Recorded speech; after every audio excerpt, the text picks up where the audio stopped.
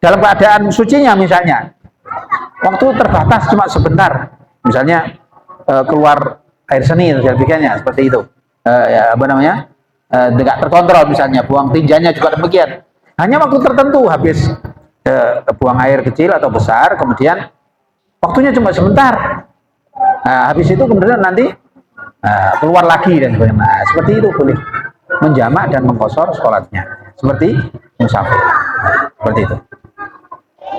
أعوذ بالله من الشيطان الرجيم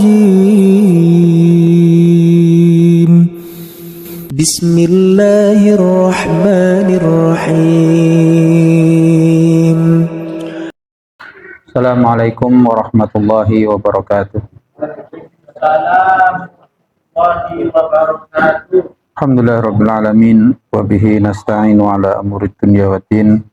Wa sallallahu ala nabiyyina Muhammadin wa ala alihi wa ashabihi wa tabi'in ajma'in. Amma ba'du. Sama salat maghrib yang dirahmati Allah Subhanahu wa taala. Pada kita lanjutkan kajian kita pada petang hari ini. Dalam hal ini kita lanjutkan, kemarin telah kita bahas al-ahaqu bil imamah, siapa yang berhak untuk dijadikan sebagai imam. Al-ahaqu bil imamati al-aqra'u li kitabillah. Ada 4 kriteria. Yang pertama, yang paling utama untuk menjadi imam adalah yang paling banyak bacaan Al-Qur'annya, yaitu al-aqra'u li kitabillah. Dalam hal ini dijelaskan, yaitu al-aktsaru hifdzan, yang paling banyak hafalannya. Kemudian apabila 2 orang atau 3 orang lebih sama-sama hafal Al-Quran, sama-sama bacaan Al-Qurannya, kualitasnya, maka lihatlah yang paling banyak hafalannya kepada sunnah Rasulullah SAW atau hadis Nabi.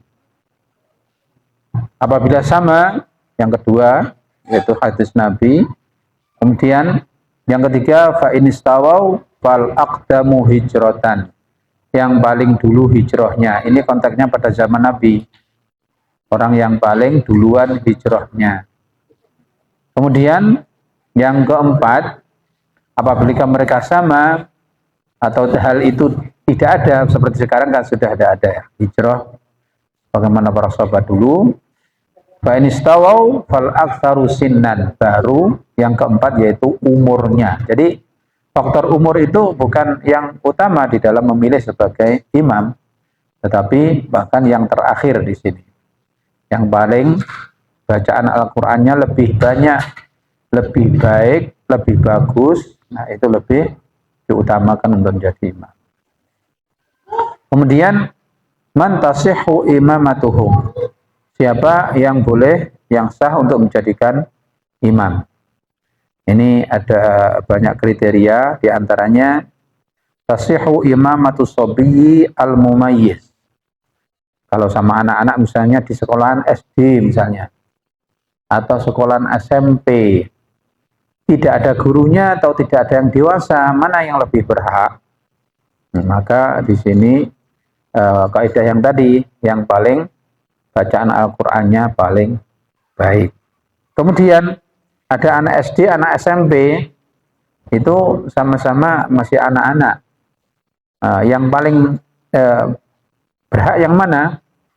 Ya bacaan Al-Quran pertama. Walaupun yang SMP tersebut lebih banyak, yang SD ada seorang yang misalnya dia ikut tergabung dalam Majlisul Hufad misalnya, dia sudah hafal 1 juz atau 2 juz karena ikut pengajian di satu tempat misalnya. Nah, mereka lebih berhak untuk menjadi imam, sama-sama anaknya.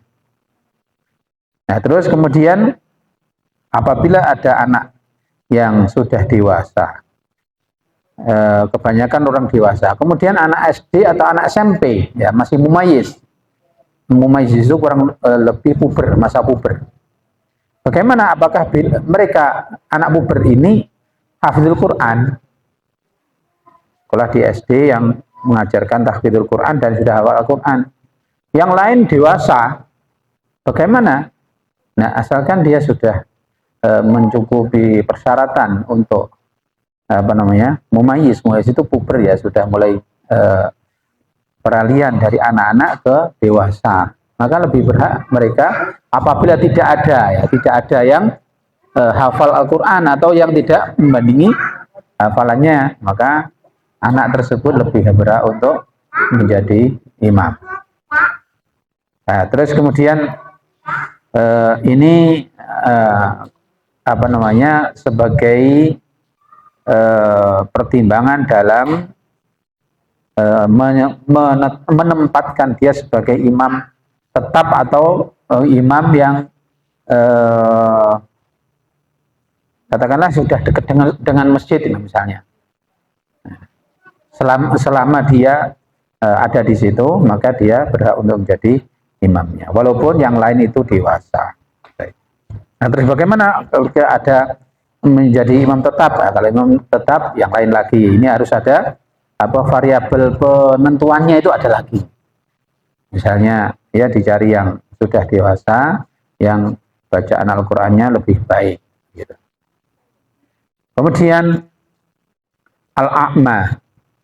Jadi boleh untuk orang yang tidak melihat atau orang buta, makmumnya orang-orang yang melihat. Atau sebaliknya, makmumnya melihat, yang makmumnya buta. Kemudian al-qa'im bil qa'id, orang yang imamnya itu berdiri, makmumnya duduk. Atau sebaliknya, imamnya itu duduk, makmumnya berdiri. Wal qa'idu bil qa'imi. Wal muftaradu bil mutanafili, orang yang sholat fardu, kemudian ada orang yang makmumnya itu wal muftaridu, orang yang sholat fardu makmum kepada orang yang sholat sunnah. Boleh. Orang-orang sudah bersolat, sudah selesai, masuk masjid, nggak ada yang sholat jamaah, yang nggak ada yang sholat fardu. Ada sholat ba'diyatul masjid, pernah sering kadang gitu, di perjalanan misalnya, waduh sudah selesai semuanya, ada seorang di belakang kemudian sholat 2 rakaat, saya tahu itu sholat 2 rakaat sunnah, boleh dia sholat fardu di bawah belakang, kepada imam, kepada orang yang sholat sunnah. Wal mutanafilu bil muftarodi, orang yang sholat sunnah makmum kepada orang yang sholat fardu. Baik. Wal mutawaddi bil mutayammum, orang yang tadi wudu, kemudian makmumnya kepada orang tayamum. Dan orang yang tayamum boleh juga makmum di belakangnya orang yang wudu. Wal musafiru bil muqim, nah ini seringkali orang musafir sholat di belakangnya orang yang mukim. Orang yang mukim itu syarat rukun, artinya sholat sempurna. Kalau sholat isya, sholat asar, sholat zuhur itu 4 rakaat. Dia musafir, kan boleh dia mengqashar atau menjamak sholatnya. Bagaimana? Dia boleh sholat dengan orang yang mukim. Kalau dia dalam keadaan sholat mukim, maka dia mengikuti jumlah rakaatnya seperti sholatnya mukim. Walaupun setelah itu dia menjamak, misalnya sholat zuhur dan asar. Sholat zuhur ketika dia dalam perjalanan jauh, sholat pada orang yang mukim, sholatnya dia 4 rakaat sebagaimana dia mukim, karena makmum pada orang yang mukim. Setelah itu dia sholat asar, kan sholat jamak takdim. Maka dia sesuai dengan posisi musafir, boleh melakukan sholat, kemudian sholat sebagaimana orang musafir, yaitu 2 rakaat. Menjamak takdim sholat asarnya tadi dengan sholat zuhur 2 rakaat. Nah, itu boleh. Nah, seperti itu tata cara. Terus kemudian bagaimana orang yang ada musafir, kemudian rombongan di masjid, kemudian sholat pada sholat, ini sudah pada selesai, dia satu rombongan sholat. Ada orang masuk masjid mukim, ini orang ahli penduduk daerah situ, kemudian sholat, wah ini orang musafir, ini jelas ya menyangka jamak dan qashar. Bagaimana dia boleh boleh sholat dengan makmum di belakangnya orang musafir walaupun jamak dan qashar. Nah, kalau dia posisinya qashar, maka kan musafirnya 2 rakaat. Dia mendapatkan 2 rakaat, kemudian karena dia mukim, maka melanjutkan sebagaimana orang sholat masbuk yang terlambat sholatnya, menyempurnakan apabila imamnya sudah salam. Nah, itu bagaimana makmum pada orang yang musafir, dia orang yang mukim. Baik. Faqashalla Amr ibnu Salamah biqaumihi walahu minal umri sittun aw sab'u sinin. Ya. Ini tadi ya tentang anak-anak tadi ya ketika sholat.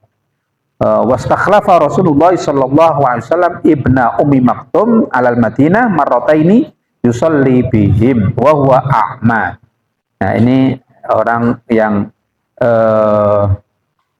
melihat makmumnya kepada orang yang buta, Ibnu Ummi Maktum.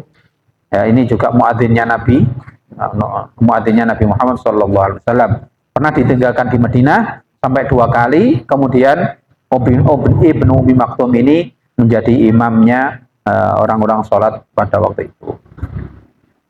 Baik. Kemudian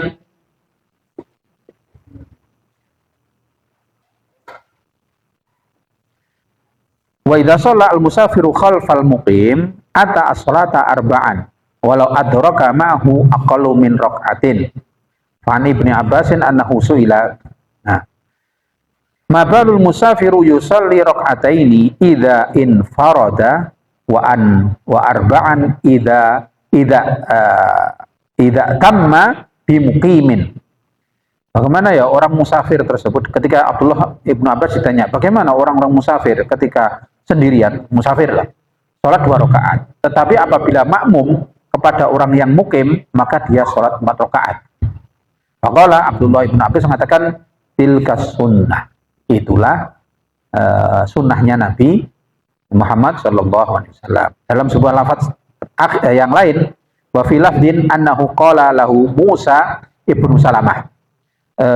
Musa ibnu Salamah berkata kepadanya, inna idza kunna ma'akum shallaina arba'an.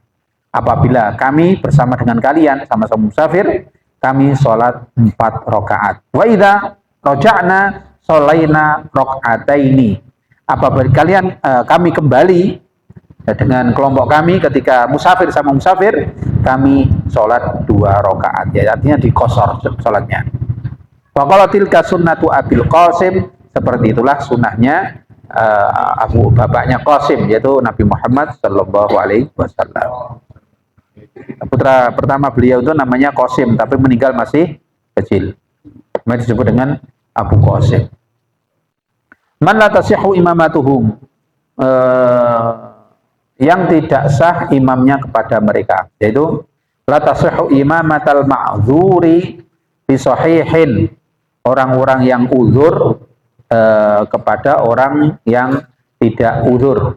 Wala li ma'dzurin mubtala bi ghairi udrihi inda jumhuril ulama. Ini menurut pendapat sebagian ulama, sebagian besar ulama, bahwa tidak boleh orang-orang yang punya uzur kemudian makmum kepada orang yang tidak punya uzur. Sebaliknya orang-orang yang imamnya itu orang yang uzur, kemudian makmumnya kepada orang yang makmumnya tidak uzur. Seperti gini di mana? Di rumah sakit misalnya. Kadang antara yang nunggu dengan yang ditunggu itu, yang ditunggu misalnya sakit ya.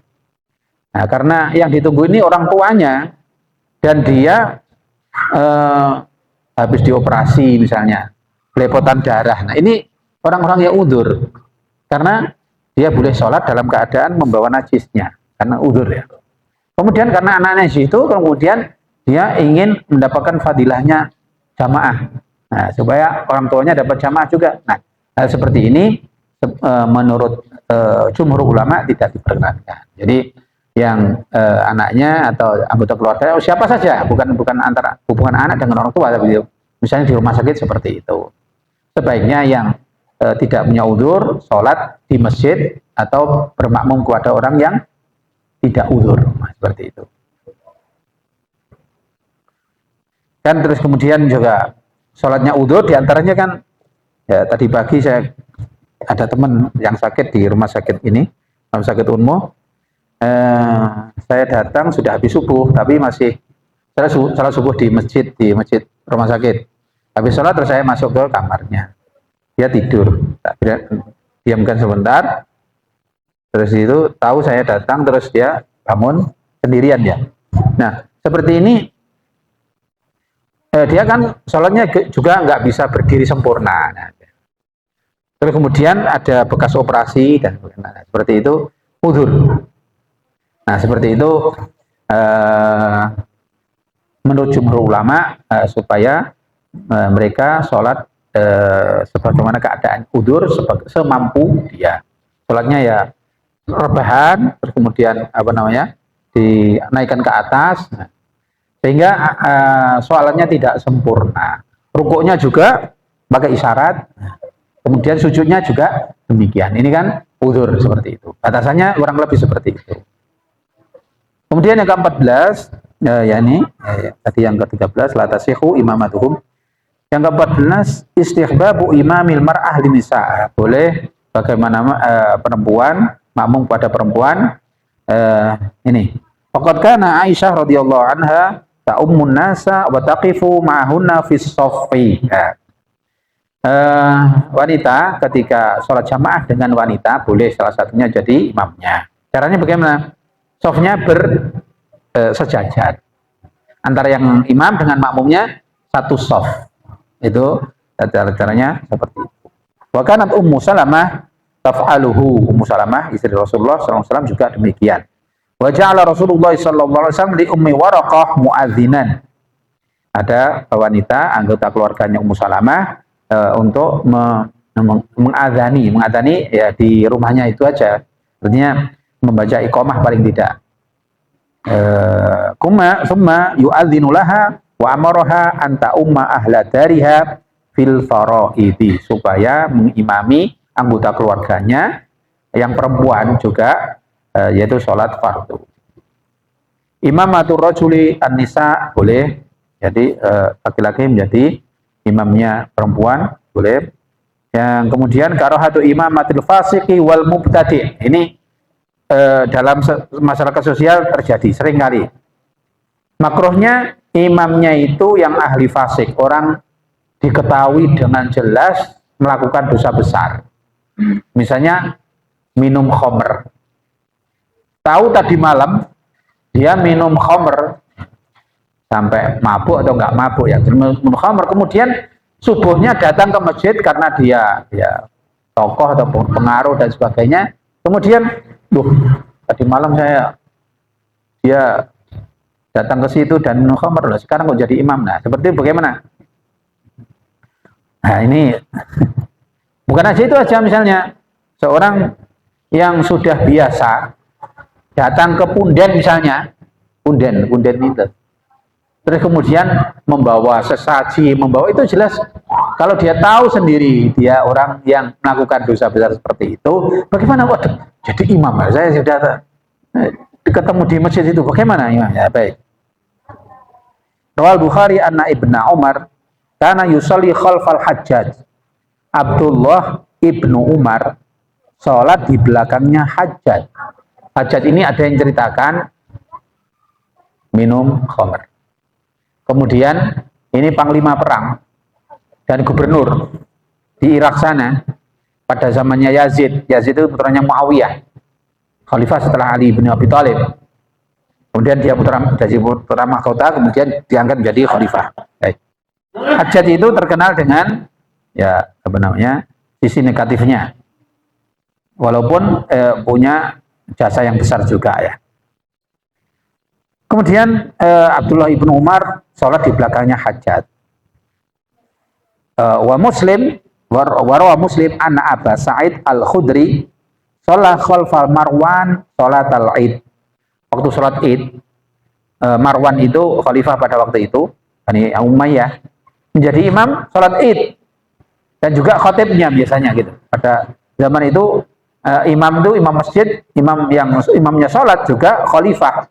Khalifah sekaligus imamnya sholat di masjid jami'.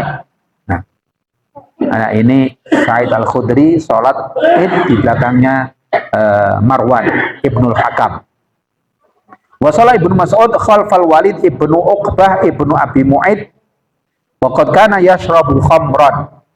Ya, Uqbah Ibnu Abi Mu'aid itu minum khamr. Kemudian pada suatu hari, ini pada zamannya Utsman Ibnu Affan, maka dihukum dicambuk pada zaman Khalifah Utsman Ibnu Affan.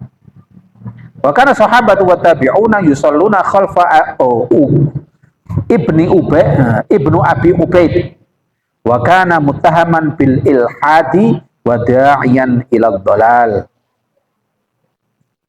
Wal aslu alladhi dhahaba ilaihi ulama anna kullaman sahhat salatuhu li nafsihi sahhat salatuhu li ghairihi. Nah, ini satu pendapat begini. Kaidah, ada dua kaidah gini. Orang yang sholatnya itu sah untuk dirinya sendiri, orang yang tetap sholat, gampangannya orang Jawa bilang, di pedesaan bilang tuh orang nyantri, biasanya juga sholat, tapi juga minum khamr, kan ada gitu ya. Kemudian rajin ke masjid, tapi juga rajin ke tempat maksiat misalnya. Nah, itu kaidahnya. Apabila dia sholat, sah sholatnya sah juga. Terus bagaimana menjadi imam? Juga sah yang imam di belakangnya. Ini satu kaidahnya seperti itu. Baik. Kemudian yang kedua, walakinnahum ma'adzalika karuhu as-salata khalfal fasiqi wal mubtadi'i. Namun demikian, makruh hukumnya orang yang tahu dia itu misalnya begini ya, jadi gambue berot itulah apa berot itu bandengan atau ya, itu bahasa sekarang orang itu berot ya. Jaranan, bandengan itu kan ya naudzubillah nggak tahu nih ya. Yang saya tahu itu mendatangkan jin, dan mendatangkan jin itu membawa sesaji. Nah, sesaji itu kan minta kepada selain Allah untuk datang, kemudian masuk ke pemain bandengan atau jaranan itu. Nah, itu kan minta kepada Allah, minta kepada Allah kan syirik, minta kepada Allah juga, tapi juga minta kepada selain Allah. Nah, ini harus dibedakan. Wah, itu juga ahli sholat, jadi imam. Kan minta kepada Allah, tapi juga selain itu juga minta kepada selain Allah. Itu namanya syirik. Menduakan. Sebagaimana kaum kafir Quraisy, jangan dikira mereka itu tidak iman, tidak beriman. Artinya begini lah, tidak percaya kepada Allah. Mereka percaya kepada Allah yang menciptakan alam raya ini juga Allah, yang memberi rezeki, yang mengatur semuanya adalah Allah. Baik, itu namanya tauhid rububiyah. Kemudian tauhid uluhiyahnya, oleh karena itu zat yang paling berhak untuk disembah hanya Allah. Nah, itu tauhid uluhiyahnya. Kalau mengakui bahwa yang maha segalanya adalah Allah, maka yang berhak untuk disembahnya juga hanya Allah Subhanahu wa taala. Nah, mereka itu mengakui tauhid rububiyah, tetapi tauhid uluhiyahnya tidak.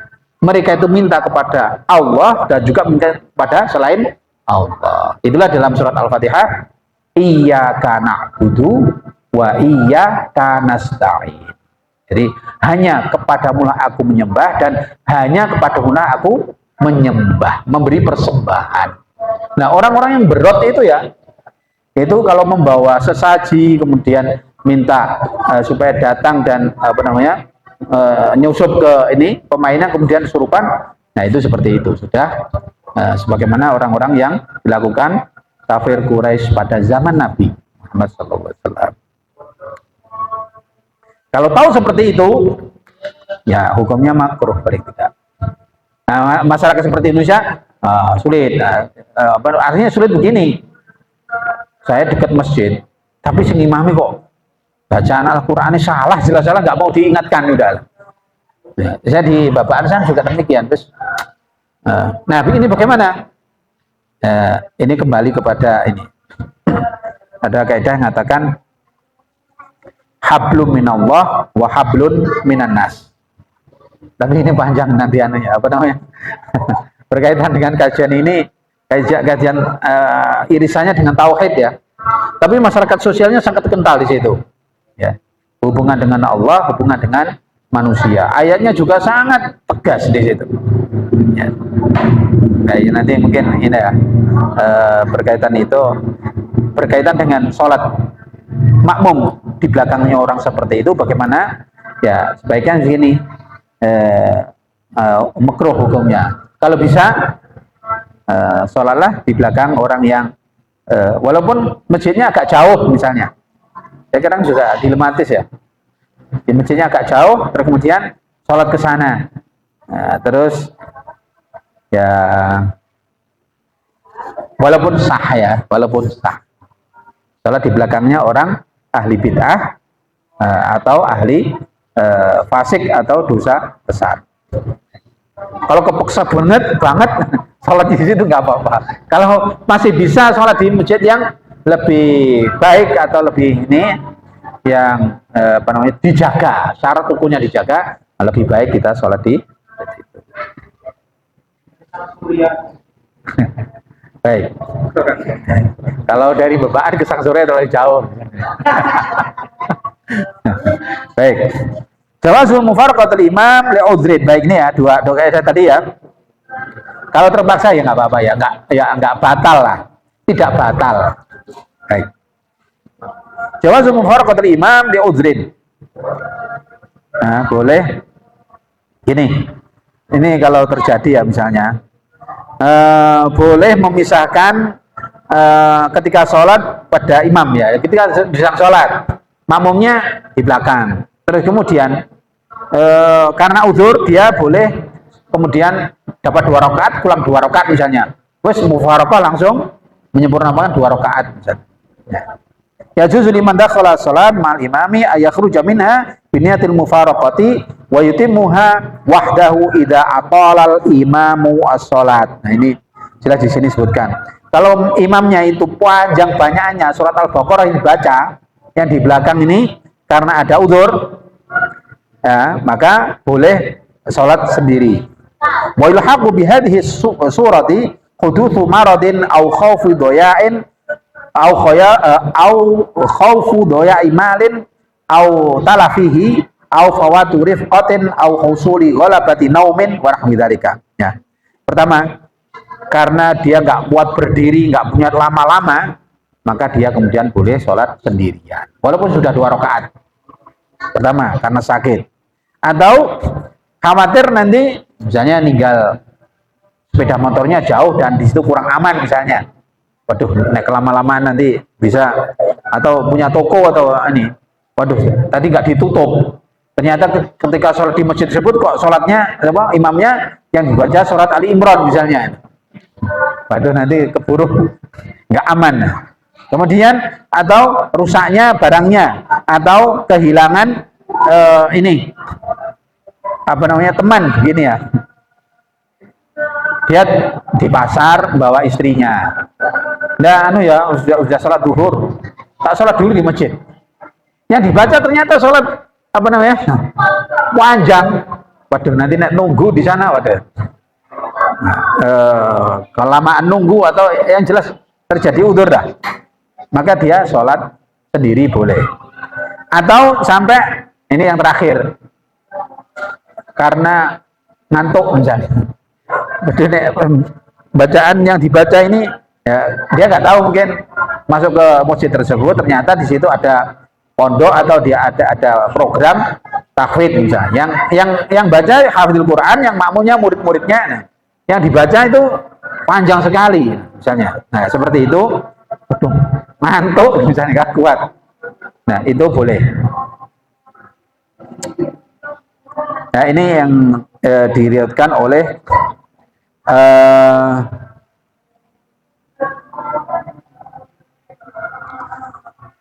karena Mu'ad bin Jabal yusalli ma'a Rasulillah sallallahu alaihi wasallam al isya thumma yarji'u ila qaumi faya'ammuhum fa akhara Nabi sallallahu alaihi wasallam al isya'a fa shalla ma'ahu thumma raja'a ila qaumihi fa qara surat al-baqarah fa akhara rajulun fa shalla wahdahu fa qila lahu nafaqta ya fulan.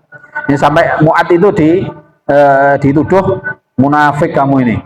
Nah, sholatnya panjang, yang di bawah itu panjang ketika menjadi imamnya. Ada sebagian ya orang yang makmum di situ menuduh dia munafik. Walakin la'atiyan Rasulullah sallallahu alaihi wasallam fa akhbarahu. Kemudian, ayo kalau nggak percaya datang kepada Nabi, kita laporkan ini. Kemudian fa'atan Nabi sallallahu alaihi wasallam fa dzaraka lahu dzalika faqala. Nah, Rasulullah mendengarkan yang dilaporkan oleh sahabat ini, kemudian dengan melaporkan Mu'ad, kemudian sampai Rasulullah berkata, faqala, afattana anta ya Mu'ad, afattana anta ya Mu'ad, aqra'u surat kadza wa kadza. Aqra'a surat kadza wa kadza. Ya. Laporannya seorang sahabat juga ini tadi mengatakan bahwa yang dibaca panjang. Kemudian sampai Mu'ad ditegur oleh Rasulullah, waduh kebacut kamu ini, masa kamu baca surat ini dan surat ini, misalnya surat Al-Baqarah, yang kedua surat Ali Imran, terlalu lah. Nah, ini teguran Rasulullah kepada Mu'ad yang bacaannya terlalu panjang seperti itu. Baik, sampai boleh yang di belakangnya itu memisahkan dari jamaah. Baik, ini di sini ada pertanyaan barangkali dengan ya, monggo. Baik. Tadi ya, kaidah yang pertama tadi, orang yang udzur maupun sebagai imam maupun makmum. Nah, kalau seperti itu sebaiknya ya sendirian.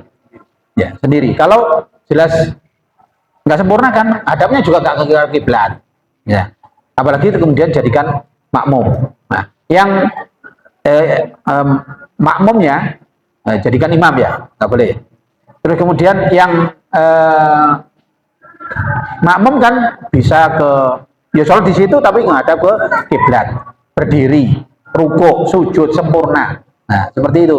Nah, maka sebaiknya sendiri-sendiri, ya, karena yang udzur itu mempunyai dispensasi yang tidak diberikan kepada orang yang tidak udzur. Nah, demikian. Ya tadi ya saya gambarkan di rumah sakit sering gitu kan. Ya. Walaupun lama, sakitnya lama sekali. Kan kasihan ya. Ya seperti itulah orang yang sakit atau orang yang udzur itu mendapatkan dispensasi sesuai dengan keadaannya. Ya, orang sakit itu boleh dijamak loh ya. Masuk orang udzur itu boleh dijamak dan mengkosor. Misalnya, ya kan nggak tahu ya jadwal operasi kapan. Ya, misalnya jadwal operasi asar misalnya. Nah, sebelum asar kan dia sholat duhur kan. Kemudian jamak takdim asaran nanti kan soalnya sudah masuk asar nanti jadwal operasi masuk ke ruang operasi. Nah, seperti itu bisa menjamak dan mengkosor. Kemudian dalam keadaan sucinya misalnya waktu terbatas cuma sebentar, misalnya keluar air seni dan sebagainya seperti itu, ya, apa namanya, tidak terkontrol, misalnya buang tinjanya juga demikian, hanya waktu tertentu habis buang air kecil atau besar, kemudian waktunya cuma sebentar, nah, habis itu kemudian nanti keluar lagi dan sebagainya. Nah, seperti itu boleh menjamak dan mengkosor sholatnya seperti musafir, seperti itu. Apabila dalam satu masjid, satu tempat itu misalnya, sebaiknya makmum pada yang ada, tidak membuat sholat makmum sendiri misalnya. Ya, walaupun begini ya, musafir datang ke satu masjid ya, masjid, ada rombongan dengan rombongan musafir juga ya. Kemudian ada imam sedang sholat di sini, ya paham ya. Nah, terus kemudian dia tahu pada imamnya bacaannya apa namanya, ya kurang sempurna misalnya, bacanya kurang sempurna. Bagaimana dia? Paling tidak batal atau sah. Baik, yang ahli bait yang lebih berhak untuk menjadi imam. Ahli baitnya lebih berhak untuk jadi imam. Yang mukim, ya ahli baitnya. Jadi dalam tahun kemarin al-ahaqqu bil imamah, yang berhak untuk menjadi imam. Ya ini ya, tadi ya dasarnya yang satunya tidak saya baca ya. La ya ummanar rajulu ar-rajula fi sultanihi. Ya, ini hadis yang kedua. Ya, kalau di buku saya halaman 199. Hadis yang kedua. Yang pertama an Abi Sa'id qala Rasulullah sallallahu alaihi wasallam idza kanu salatatun falya'ummuhum ahaduhum. Apabila tiga orang yang bepergian maka jadilah satunya sebagai pemimpin. Yang kedua an Ibnu Mas'ud juga qala Rasulullah sallallahu alaihi wasallam ya ummu al-qauma aqrahum li kitabillahi fa in kanu fil qiraati sawa'un fa'alamuhum bis sunnah fa in kanu fi sunnati sawa' faqdamuhum hijratan fa in kanu fil hijrati sawa' faqdamuhum musinan wala ya umman ar-rajulu ar-rajula fi sultanihi. Nah, tidak boleh orang itu dalam satu ini wilayah di rumahnya misalnya antara musafir dengan yang mukim. Yang musafir tadi tamu, kemudian yang mukim dan tuan rumah. Maka tamu tadi tidak boleh karena dia hafizul Quran, terus kemudian ini ya nggak tahu bacaannya berapa, nggak boleh langsung serta merta terus aku yang jadi imam misalnya. Nah, seperti itu nggak boleh. Yang berhak lebih berhak siapa? Ahlul baitnya, yang mukim. Oke, monggo. Ya, makmum imamnya sholat sholat fardu apa sholat sunnah? Dia sebagaimana sholat sunnahnya, nggak perlu dikeraskan. Walaupun belakangnya sholat maghrib. Ya, jelas ya. Jadi dia karena ada orang sholat kemudian nggak tahu, ya sholat sunnah tahu sholat sunnah, maka dia makmum sebagaimana dia makmum pada imamnya, apapun sholatnya. Imamnya juga demikian, sholatnya sebagaimana dia sholat sunnah. Kalau tidak baca keras, maka dia nggak perlu baca keras, walaupun yang di belakangnya makmumnya sholat maghrib, sholat dengan bacaan keras. Baik, masih ada lagi? Ya baik, kurang lebih demikian. Ya hal-hal seperti ini sering kita jumpai, kadang sering kita pernah jalani dalam kehidupan sehari-hari. Nah inilah pentingnya kita membaca, kemudian mempelajari tata cara sholat seperti ini. Baik, demikian kita tutup dengan doa kafaratul majelis. Subhanakallahumma wa bihamdika asyhadu an la ilaha illa anta astaghfiruka wa atubu ilaik. Assalamualaikum warahmatullahi wabarakatuh. Alhamdulillahi rabbil alamin.